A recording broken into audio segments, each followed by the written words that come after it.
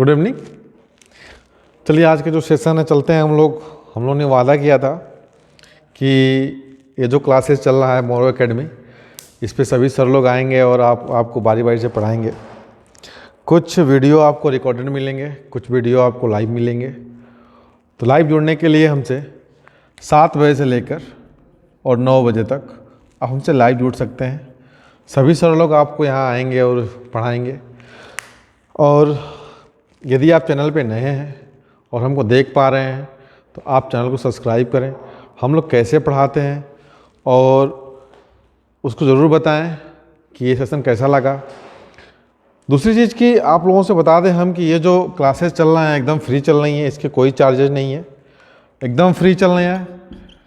Classes तो बहुत चल रही हैं जो कुछ बहुत से पेड क्लासें हैं या बहुत से ऐसे हैं जो केवल आपको ऐसी चीज़ें पढ़ाएंगे जो आपके काम लायक तो नहीं होगी, लेकिन समझ में आएगा कि नहीं ये हमें अच्छा है। अब चलते हैं और आज का जो सेशन है शुरू करते हैं। और जो सेशन का नाम है वो है संधि। संधि सेशन है। तो देख लेते हैं कि संधि कहते किसे हैं। संधि कहते हैं मेल को।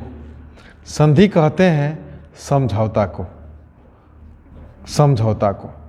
ठीक, यानी कि जब दो शब्द आपस में मिल जाए, शब्द आपस में मिल जाए तो उन शब्दों के मिलने से जो विकार होता है मतलब जो परिवर्तन होता है, क्या होता है? जो परिवर्तन होता है, उसी विकार को, उसी परिवर्तन को संधि कहते हैं। उसी विकार को, उसी परिवर्तन को संधि कहते हैं। जैसे कि हिम अधन आलय, हिम धन आलय, तो ये दोनों मिलकर बनेगा हिमालय। क्या बनेगा? हिमालय। हिम धन आलय बराबर हिमालय। मतलब कैसे बना? तो ये जो म में ओ, आधा म, और ये ओ हम लोग वर्णमाला में पढ़े हैं कि यानी कि कोई भी किसी भी व्यंजन के नीचे अगर ये हलंत लग जाता है तो वो क्या होता है? बिना स्वर का हो जाता है। यानी कि व्यंजन तो है लेकिन कैसा है? अधूरा है। कैसा है? अधूरा है। यानी कि ये व्यंजन कैसा है? अधूरा व्यंजन है, क्योंकि इसमें क्या लगा है? इसमें का व्यंजन जो है, इसमें का जो स्वर है वो निकल गया है, ये बिना स्वर का हो गया है। इसीलिए हम बोलेंगे कि ये अधूरा व्यंजन है, पूरा व्यंजन नहीं है। पूरा व्यंजन कब होगा? जब यहाँ अ जुड़ जाएगा, और अ जुड़ेगा तब ये पूरा हो जाएगा म। पूरा क्या हो जाएगा? म। यानी कि अगर ये आधा ऐसे हलंत लगा है तो ये बिना स्वर का हो गया, इसे ठीक ना। तो म और म जब बोलेंगे हम तो देखेंगे कि म बोलने में अ शब्द आएगा, अ स्वर आएगा। तो म यहाँ दिया है आ, ठीक। तो क्या बना? अ आधन आ बराबर का बना? आ। का बना? आ। तो हिमालय, तो ही माँ यहाँ से आ हट गया तो क्या जुड़ गया? लय। यानी कि ये एक परिवर्तन उत्पन्न हुआ इन दोनों शब्दों के जुड़ने से। उसे ही क्या बोलेंगे हम? हिमालय। तो उसे ही हम लोग संधि बोलेंगे। बात समझ में आ गई हो? ठीक, आगे चलते हैं। स्वर के प्रकार देख लेते हैं। क्या देख लेते हैं? संधि के प्रकार। संधि के तीन प्रकार होते हैं। पहला को हम लोग बोलते हैं स्वर संधि। दूसरे को बोलते हैं व्यंजन संधि। और तीसरा को बोलते हैं हम लोग विसर्ग संधि। इन संधियों की पहचान कर लेते हैं। इन संधियों में यानी कि यहाँ साफ साफ लिखा है कि ये व्यंजन संधि है, यानी कि इसका संबंध किससे अधिक होगा?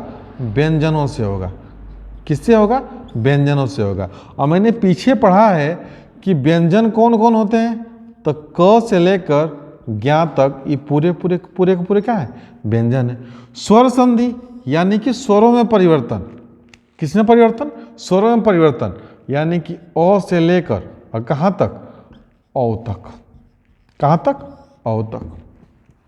विसर्ग संधि, विसर्ग का मतलब यह है कि स्वर संधि का आखिरी अक्षर जिसको हम लोग बोलते हैं उसे क्या बोलते हैं, यानी कि ये जो चंद दो बिंदी लग गई है इसी को हम लोग बोलते हैं विसर्ग। विसर्ग संधि यानी कि विसर्ग में परिवर्तन। जहाँ पे ये दो चंद्र बिंदी लग गया इसको हम लोग बोले हैं कि कौन सी संधि में आ गई, विसर्ग संधि में आ गई। बात समझ में आ गई? आगे चलते हैं, देखते हैं स्वर संधि को। स्वर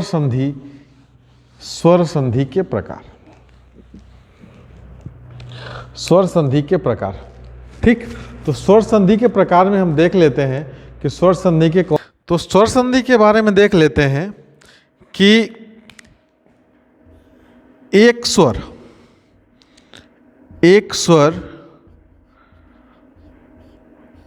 के साथ दूसरे स्वर में जो बदलाव परिवर्तन विकार होता है, यानी कि बदलाव हो, परिवर्तन हो, विकार हो, तीनों में से कोई एक हो सकता है, होता है, उसे हम स्वर संधि कहते हैं। स्वर संधि कहते हैं। स्वर संधि कहते हैं। जैसे यहाँ पे हम देख लेते हैं एग्जाम्पल देख लेते हैं। जैसे में हम देख लेंगे पुस्तक, अधन, आलय। पुस्तक, धन, आलय। इस क का अ का मतलब क्या कि क अधन अ, क धन अ, क यानी कि अ आधन आ बराबर हो गया आ। यानी कि हम कह सकते हैं कि पुस्तक धन आलय क्या हो जाएगा, पुस्तकालय। समझ में आ गई? पुस्तक धन आलय मतलब पुस्तकालय, यानी कि अ आधन आ बराबर आ। ठीक। अब हम देख लेते हैं स्वर संधि के प्रकार। स्वर संधि के प्रकार। स्वर संधि के प्रकार। स्वर संधि के कुल 5 प्रकार होते हैं। पहले को बोलते हैं हम लोग दीर्घ स्वर संधि। दूसरे को बोलते हैं गुण स्वर संधि। तीसरे को बोलते हैं वृद्धि स्वर संधि।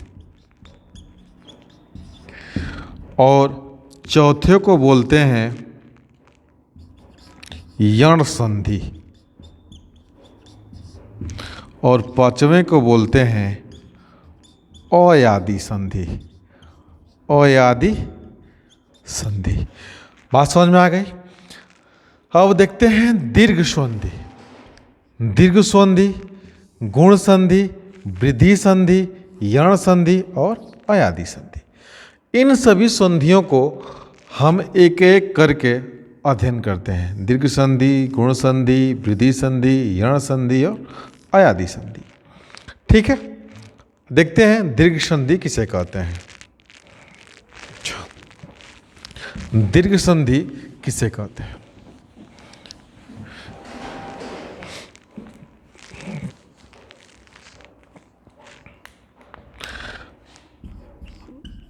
दीर्घ संधि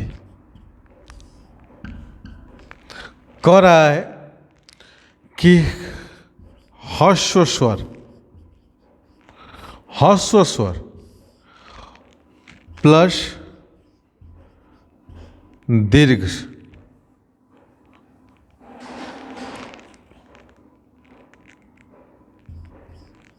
दीर्घ स्वर में जो परिवर्तन होता है उसे ही हम लोग क्या बोलते हैं, दीर्घ संधि बोलते हैं। जैसे ह्रस्व स्वर का मतलब क्या, अ, छोटी ई, छोटा ऊ। ये क्या है, ह्रस्व स्वर है। एक होता है ऋषि, ई ह्रस्व स्वर है। चारों क्या है, ह्रस्व स्वर है। दीर्घ स्वर कौन कौन है, आ, बड़ी ई और बड़ा ऊ और लिरी। ये सब क्या है, ये सब दीर्घ स्वर में आते हैं। अब ह्रस्व स्वर को देख लिए और दीर्घ स्वर को देख लिए, तो यानी कि ह्रस्व स्वर और दीर्घ स्वर को हम पढ़ते कैसे हैं ये देख लेते हैं। इसके फार्मूले कैसे होंगे दीर्घ स्वर के, बहुत ध्यान से देखिएगा। दीर्घ संधि का फार्मूला, अगर अ है और उसके बाद भी अ है, दोनों क्या हो, ओ और अ हो, जैसे ये क्या हो जाएगा, आ हो जाएगा। अगर अ है और उसके बाद आ है, इसका मतलब क्या कि इसमें दो शब्द जो हैं, जैसे अभी हम पढ़े हैं यहाँ पे, एक देख लेते हैं इसका हम एग्जाम्पल। जैसे में पढ़े हैं, यहाँ दिया है पुस्तक, अधन, आलय। अभी हम पढ़े हैं ना पुस्तकालय। तो यानी कि क्या कहने का मतलब कि ये पहला, मतलब कि इस शब्द का, पहले शब्द का आखिरी अक्षर और आखिरी शब्द का पहला अक्षर। बात समझ में आ गई। पहले शब्द का आखिरी अक्षर और आखिरी शब्द का पहला अक्षर में जो दिया हो वही क्या होता है, यानी कि अ, आधन, आ दिया है तो ये क्या हो जाएगा, आ हो जाएगा। तो वही अ, आधन, आ बराबर क्या हो जाएगा, आ हो जाएगा। यानी कि ये दोनों मिलकर किसका निर्माण करेंगे, दीर्घ का निर्माण करेंगे। इस यहाँ पे ह्रस्व स्वर का निर्माण नहीं होगा, दीर्घ स्वर का निर्माण होगा।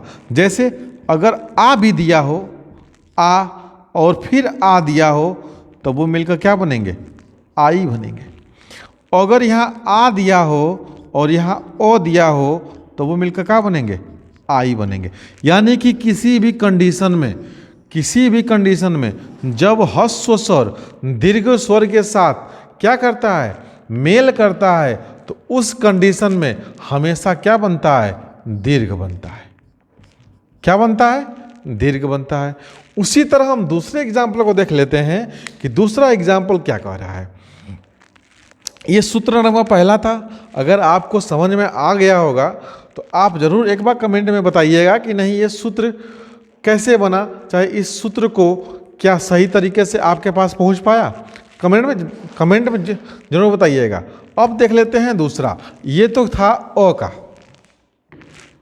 अब देख लेते हैं ई का। छोटी ई, अधन, छोटी ई बराबर मिलकर क्या बनेगा, बड़ी ई बनेगा। क्या बनेगा, बड़ी ई बनेगा। इसके बाद देख लेते हैं कि यहाँ क्या है, छोटी ई, यहाँ क्या है, बड़ी ई बराबर क्या बनेगा, बड़ी ई बनेगा। यहाँ पे है बड़ी ई, अधन, बड़ी ई बराबर क्या बनेगा, बड़ी ई बनेगा। फिर यहाँ है बड़ी ई, अधन, छोटी ई बराबर क्या बनेगा, बड़ी ई। यहाँ भी क्या होगा, किसी भी कंडीशन में दीर्घ स्वर का ही निर्माण होगा। यानी कि हम पहले ह्रस्व स्वर को रखें या दीर्घ स्वर को रखें, वो बनेगा क्या, दीर्घ स्वर ही बनेगा। बात समझ में हमारी आ गई है, ठीक है। देख लेते हैं एक गिरी, एग्जाम्पल में देख लेते हैं। गिरी, अधन, इस, गिरी अधन इस, क्या बनेगा? गिरी अधन इस मिलाकर। यहाँ पे क्या है? यहाँ पे देखेंगे छोटी की मात्रा है। मात्रा तो आपको आता ही होगा। ये छोटी की मात्रा है और ये बड़ी की मात्रा है। अगर मात्रा आती हो तब ये छोटाओं की मात्रा है, ये बड़ाओं की मात्रा है। ये की मात्रा है, ये आई की मात्रा है। ये वो की मात्रा है, ये औ की मात्रा है। ठीक, ये ए की ए, ऐ, ओ और यहाँ औ। ठीक है, आगे देख लेते हैं कि ये क्या कह रहा है। तो यहाँ पे क्या है? छोटी ई है और यहाँ पे क्या है? बड़ी ई है। तो मिलकर क्या बनेंगे? बड़ी ई बनेंगे। तो क्या होगा? गी री स। क्या बनेगा? गिरीश बनेगा। गिरीश बनेगा। बात समझ में आ गई? गिरीश बनेगा। ठीक, तो ये भी हम देख लिए कि यानी कि इसका लास्ट और इसका प्रथम, यानी कि पहले शब्द का आखिरी वाला और आखिरी शब्द का पहला अक्षर, दोनों को हम मिलाएंगे तो हम समझ जाएंगे कि ये वह किस संधि का है। आगे देख लेते हैं। ये था ई का, हम देख लेते हैं ऊ का।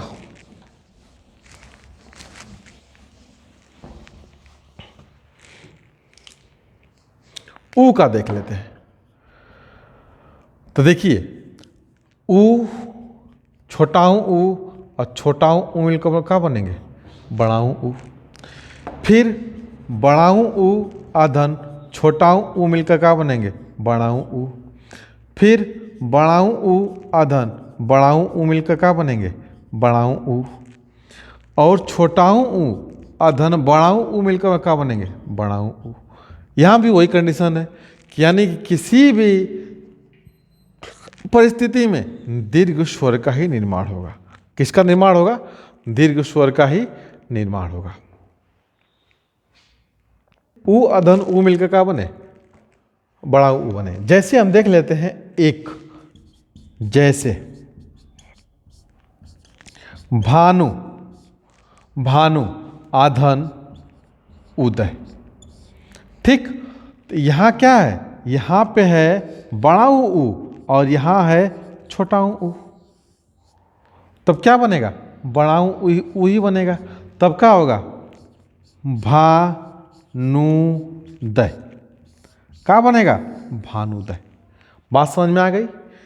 तो ठीक है दोस्तों, अगर आपको सेशन अच्छा लगा हो तो दीर्घ संधि को हम लोगों ने किस तरह से पढ़ा है और आपको सेशन कैसा लगा है। संधि पढ़ने के लिए या हिंदी पढ़ने के लिए, हिंदी हमसे रोज़ पढ़ने के लिए आप 7:30 पे लाइव और रिकॉर्डेड दोनों पढ़ सकते हैं।